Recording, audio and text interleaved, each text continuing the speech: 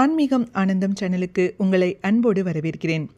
ஆதிசங்கரர் அருளிய சௌந்தரிய லகரியில் 76வது ஸ்லோகத்தையும் அதற்குரிய மகிமையையும் இந்த பதிவில் நாம் பார்க்கலாம்.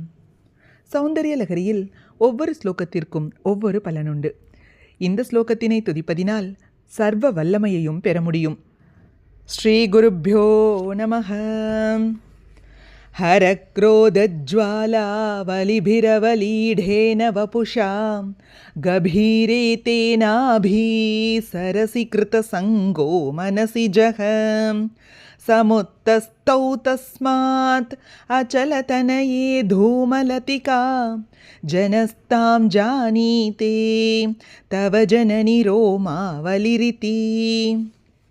இந்த ஸ்லோகத்திற்குரிய தமிழ் விளக்கத்தை பார்க்கலாம். தந்தை தக்ஷனால் அவமதிக்கப்பட்ட சதி யோகாக்னியில் தன் உடலை விட்டபின் ஈசன் தட்சிணாமூர்த்தியாக கைலையில் தவத்தில் அமர்ந்தார்.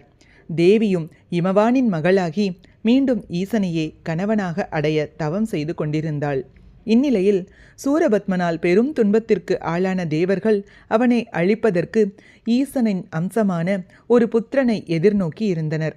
ஈசனும் உமையும் தொடர்ந்து தவக்கோலத்தில் இருந்ததால் அந்நிலை மாறி ஈசன் உமையை மணமுடிக்க ஏதுவான நிலையை தோற்றுவிக்க மன்மதனை அனுப்பினார்.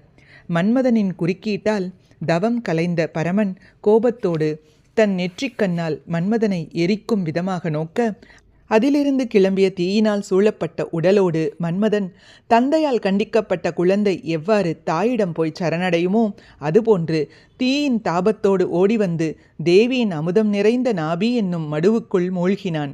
அப்போது உண்டான மெல்லிய கொடி போன்ற புகையையே இவ்வுலகம் நாபியின் மேல் அழகாக காணப்படும் உரோம வரிசை என எண்ணுகின்றது என விவரிக்கின்றார். இதனால் தேவியின் நாபி மன்மதனின் இருப்பிடம் என்பதை அறிய வேண்டும். காமனை எரித்த காமேஸ்வரனும் காமேஸ்வரியின் காதலுக்கு ஆட்பட்டவர் என்று விளக்கப்படுகின்றது. தேவியின் வடிவை இவ்வாறு தியானிப்பவர் பரம வைராக்கியத்தை அடைந்து இறுதியில் வீடு பேறு அடைவர்.